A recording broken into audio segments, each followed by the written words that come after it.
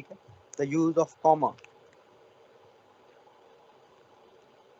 Comma कब होता है, सबसे पहले इसका यूज देखें, to separate words in a list. एक आपने लिस्ट बनाई है, जैसे हमने पहले भी देखा था, लिस्ट ऑफ वर्ब्स, एडजेक्टिव्स, कुछ भी बनाए तो दरमियान में कॉमा डालते हैं। He sells chips, he sells salsa, chips, salsa and beverages. तो आपने एक ये लिस्ट ऑफ वर्ड्स बनाई तो दरमियान में कॉमा आएगा, ये सबको पता होता है। लेकिन after N introductory dependent clause, dependent clause क्या होती है कि वो क्लॉज जो दूसरी क्लॉज से जोड़ के अपना मीनिंग दे, अकेले मीनिंग कन्वे ना करे, that is a dependent clause. For example मैं since we would be returning late, since का वर्ड लगा दिए, डिपेंडेंट बन गई। अब जब तक मैं अगली बात नहीं करूंगा इसका मीनिंग कन्वे नहीं होगा। तो एक क्लॉज, दो क्लॉजेस जोड़नी है, दरमियान में कॉमा आएगा। Since we would be returning late, comma, we stay to watch the sunset. दो पार्ट्स है सेंटेंस के, कॉमा से जोड़ने हैं आपने। कॉमा एक स्मॉल पॉज के लिए यूज होता है। सर ऊपर वाले सेंटेंस में जिसमें आपने लिखा है ही सेल्स चिप्स साल्सा, अच्छा, बाज जगह बुक्स में ज्यादातर एंड से पहले भी उन्होंने कॉमा लगाया होता है। जी, मैं वो भी ये बताता हूँ आपको। अच्छा, आगे ये हम कर रहे हैं बच्चे, अभी खत्म नहीं हुआ, ठीक है। ओके, इंट्रोडक्टरी आपने कोई डिपेंडेंट क्लॉज लगा दी, कोई फ्रेज लगा दी, कनेक्टिंग फ्रेज लगा दी, ठीक है। Being the eldest, comma, he decided this, आप ये लगा सकते हैं। एक और एग्जांपल देता हूं, एज वी स्टार्टेड लर्निंग। अब ये एज वी स्टार्टेड लर्निंग को मैं यहाँ पे छोड़ दूं तो ये मीनिंग कन्वे नहीं होगा, कॉमा लगाएंगे। We were able to understand more and more, हमने ज्यादा से ज्यादा सीखना शुरू कर दिया।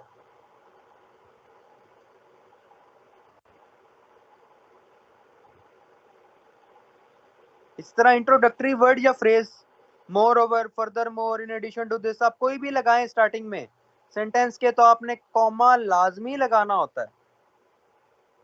इंट्रोडक्टरी वर्ड या phrase, in the light of this evidence he was granted bail, आपने कोई कनेक्टिंग फ्रेज लगाया कि in the light of this evidence, बाद में कॉमा आएगा, फिर अगली फ्रेज आएगी। मोर ओवर का word, furthermore, therefore, while, जब भी लगाएं आपने कॉमा लगाना है उनके बाद, ठीक है।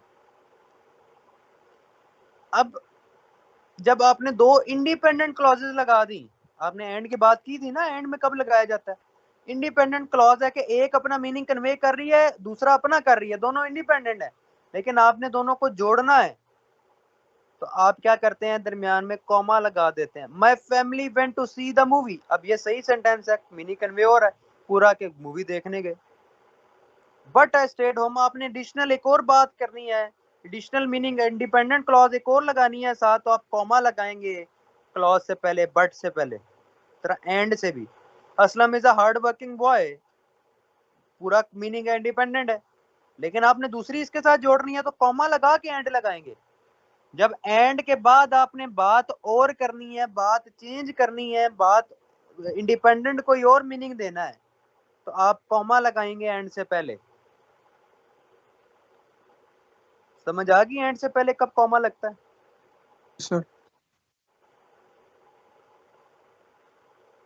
फिर नॉन एसेंशियल फ्रेज सेपरेट करनी है, आपने कोई एडिशनल इंफॉर्मेशन देनी है तो आप वो कॉमास के दरमियान में लिखेंगे, दो कॉमास लगाएंगे।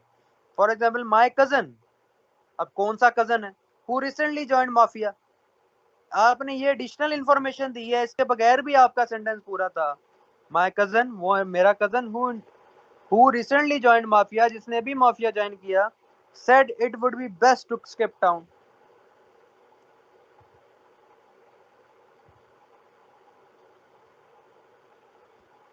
ठीक है। माई कंट्री, मेरी कंट्री कौन सी country, my country is Pakistan, ये पूरा सेंटेंस है, लेकिन आपने दरमियान में एडिशनल इंफॉर्मेशन देनी है तो आप हु इज बर्डनाइज्ड बाय डेब्ट। अच्छा, अब जब आपकी अनइम्पॉर्टेंट होती है ना, आपकी इतनी इंपॉर्टेंट नहीं होती इंफॉर्मेशन, तब आप कॉमास के दरमियान में वो लिखते हैं। फॉर एग्जाम्पल मैं लिखूं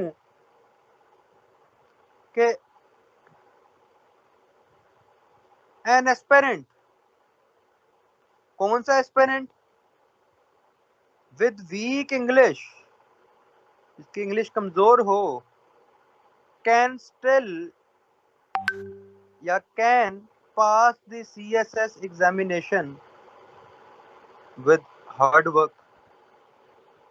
अब मैं दरमियान वाला कॉमर्स में जो लिखा है वो ना भी पढ़ूं, an aspirant can pass the CSS examination with hard work, ये कंप्लीट है, लेकिन मैंने एडिशनल इंफॉर्मेशन देनी है जो इतनी इंपॉर्टेंट नहीं है।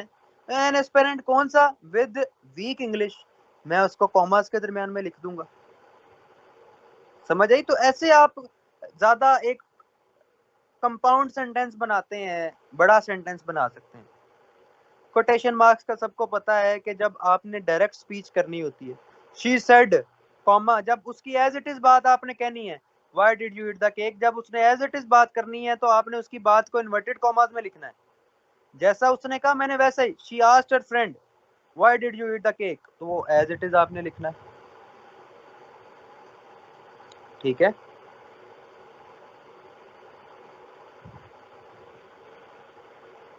ठीक है। द चैप्टर, अ लाइन, अब आपने स्पेसिफिक चीज, एक बुक की किसी चीज की एज इट इज नेम वगैरह कोई भी चीज आपने हाईलाइट करनी है, आप as it is name use कर रहे हो। द चैप्टर, कौन सा चैप्टर, आप as it is name use कर रहे हो उस बुक के चैप्टर का, अ लाइन, तो आपने इन्वर्टेड कॉमास में लिखना है। ऑफ द बुक, कोई भी नाम आपने लिखना है, बुक का नाम, रेजिडेंसी का नाम, आप इन्वर्टेड कॉमास में लिखेंगे। ऑफ द बुक, कोई भी बुक का नेम आ जाए वो आपने लिख देना। ठीक है। He is living in his house, house का नाम आपने बता दिया, कौन सा हाउस है, इधर फुल स्टॉप नहीं आएगा, हाउस का नाम बता दिया। जैसे शाहरुख खान के घर का नाम मन्नत है, मन्नत, तो आपने एज इट इज जब नेम यूज करना है, हाईलाइट करना है, तो इन्वर्टेड कॉमास में लिखना है।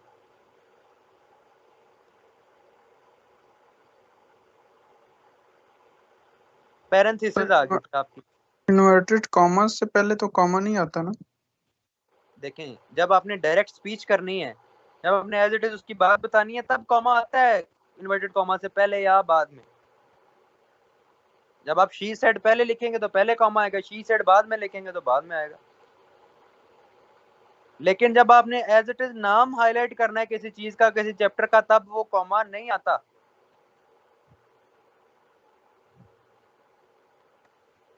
ठीक है सर। पैरेंथेसिस आ गई, पैरेंथेसिस ब्रैकेट्स को कहते हैं।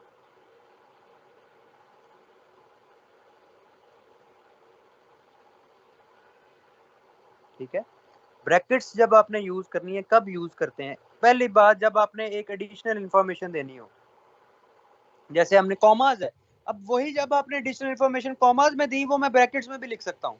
माई country which is burdenized by डेब्ट, वो आपने ब्रैकेट में लिख दी, पता चल जाएगा कि ये इतनी इंपॉर्टेंट इंफॉर्मेशन है नहीं है।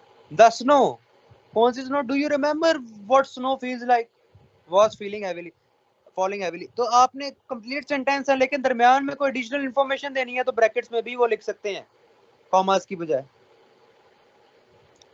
और दूसरा आप नंबरिंग के लिए यूज करते हैं, the grades will be based on participation, writing and exams, तो 1 पार्टिसिपेशन एडिशनल इंफॉर्मेशन है ना, 2 राइटिंग, 3 एग्जाम। नंबरिंग के लिए भी आप पैरेंथेसिस यूज करते हैं, लेकिन फिर कॉमा भी डालना होता है, ये नहीं कि नंबरिंग करते हैं कॉमा ना डालते।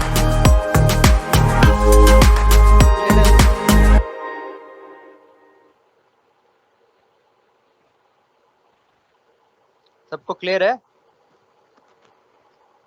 जी सर, क्लियर है। यस अब एपोस्ट्रोफी, ऊपर जो आप कॉमा डालते हैं वो कब डालते हैं, आपने सबसे पहले जब पोजेशन को शो करना है।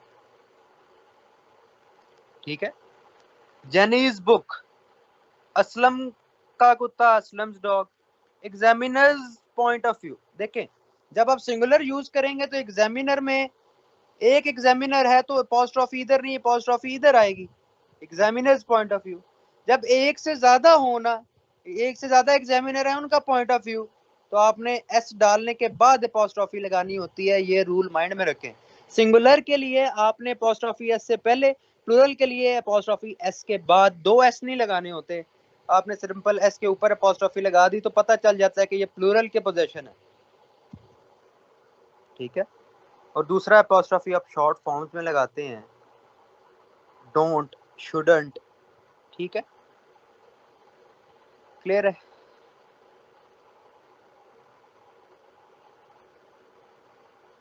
हाइफन आ गई अब आपकी।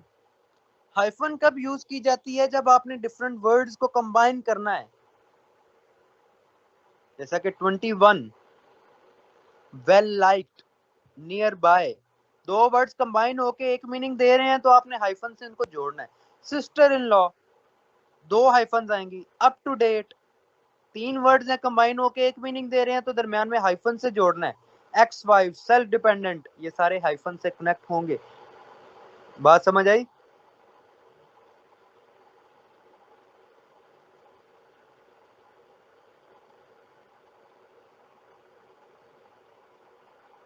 सर ये जो हाइफन होता है ये लाइन जब खत्म हाँ, हो रही होती है तब भी यूज करते हैं?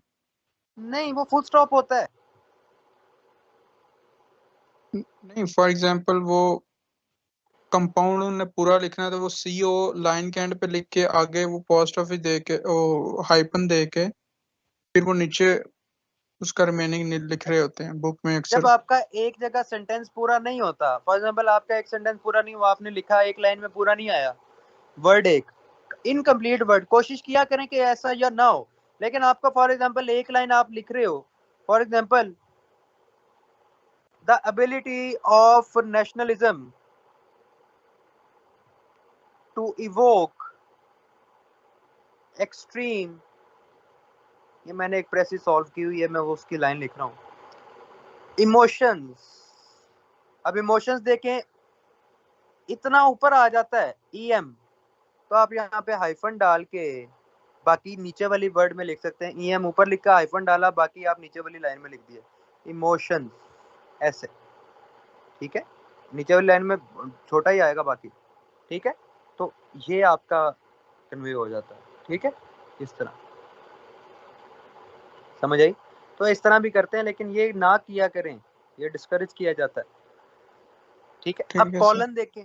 कॉलन, दो डॉट्स जो आप लगाते हैं वो कब लगाते हैं? जब आपने कोई इंफॉर्मेशन किसी चीज को डिफाइन करना है। For example, he had only one thing in his mind, one thing थी, वो कौन सी थिंग थी? तो वो आप कॉलन डाल के बताएंगे, graduation. He visited 3 countries in Europe, कौन सी कंट्रीज थी? आपने कॉलन डाल के बताना है, इंग्लैंड, फ्रांस एंड स्पेन। जब आपने एक लाइन लिखी, उस लाइन में जो मीनिंग है वो आपने फर्दर एक्सपेंड करना है, तो आपने कॉलन डाल के। ही हैज 3 सिस्टर्स, उसकी 3 बहनें हैं। ठीक है, आसमा, हिना, हमारे में 2 ही लड़की हैं। चलें एक जो हमारी ज़माना कदीम की नेक्स्ट बैच की बची लिख लें, माहीन। ही हैज 3 सिस्टर्स, कौन सी सिस्टर्स हैं? कॉलन डाल के बताएंगे। अच्छा, डैशेस आ जाए, डैशेस। अब आपने इंफॉर्मेशन एडिशनल डालनी है कि उसके बगैर भी सेंटेंस कंप्लीट है, लेकिन वो इंफॉर्मेशन अब इम्पोर्टेंट है। अनइम्पोर्टेंट के लिए हमने देखा था कि हम लिख सकते हैं कॉमास में या पैरेंथेसिस में, लेकिन इंपॉर्टेंट के लिए आपने डैशेस यूज कर। एक हाइफन होता है, छोटी सी लाइन, लेकिन डैशेस में ये हाइफन है, डैशेस में ये लाइन बड़ी होती है। ठीक है, फॉर एग्जाम्पल माई कंट्री, अब आपको आपका मेन थीम डेप्थ है, आपने इसको हाईलाइट करना है, तो विच इज बर्डनाइज्ड बाय डेप्थ, अब हम डैशेस में लिखेंगे, कॉमा में नहीं लिखेंगे। A dental clinic, dental clinic ये आपने हाईलाइट करना है, कौन से वाला? तो आपने इंपॉर्टेंट इन्फो देनी है, तो आप डैशेस में लिखेंगे, the one of north of 5th street is open on Friday. Aslam, Aslam का बताना है, इंपॉर्टेंट बताना है, आपने हाईलाइट करना है कि कनिंग मैन है, Aslam a cunning man earns money through illegitimate way. एक और चीज, आपने किसी चीज इंपॉर्टेंट का आपने अपने फर्दर पॉइंट को एक्सपेंड करना है। For example, Pakistan has to follow Chinese model, अब आपने इसको करना है, क्यों? हम ये अक्सर ऐसे के आउटलाइन में यूज करता हूँ, डैश डाल के आपने बता दिया क्या है बात में, इसको फर्दर इंपॉर्टेंट आपने हाईलाइट करना है, पॉइंट क्या है आपका। ठीक है, the need to learn self sufficiency, Chinese model क्यों फॉलो करना है? सेल्फ सफिशिएंसी सीखने के लिए। अब सेल्फ सफिशिएंसी में हाइफन आएगा, ठीक है, लेकिन आपने जब फर्दर इंपॉर्टेंट बात को हाईलाइट करना है तो आप हाइफन ये डैश डालेंगे। एक डैश भी लगा सकते हैं, दो जब आपने दरमियान में लिखनी है 2 डैशेस, एक लिखनी है 1 डैश, ठीक है। कॉमा भी डाल सकते थे, लेकिन आपने हाईलाइट करना इंपॉर्टेंट है तो आप डैश डालेंगे। Last but not the least आपका सेमीकोलन कब आता है? कि जब आपने इंडिपेंडेंट क्लॉजेस को जोड़ना होता है। तो closely related independent clauses, independent का मतलब है कि एक का मीनिंग और है, दूसरे का और है, लेकिन आपने सेम सेंटेंस में लिखना है। दोनों का मीनिंग एक दूसरे से मैच नहीं करता। Murree is a beautiful place that must be visited once a year. आपने बताया कि मरी बहुत अच्छा है, एक पॉजिटिव बात की, लेकिन अगले आप बहुत नेगेटिव बात कर रहे हैं, कनेक्टेड नहीं है। However, visitors there often die while being stuck in traffic. आपने पहली बात और दूसरी बात कनेक्टेड नहीं है, तब आप कॉमा, जब कनेक्टेड हो, आइडिया सेम हो, बेशक इंडिपेंडेंट हो, तो आप कॉमा डालते हैं, लेकिन अब आइडिया ही डिफरेंट है, लेकिन आपने सेम सेंटेंस में बताना है तो आप सेमी कॉलन डालेंगे, कॉमा नहीं डालेंगे।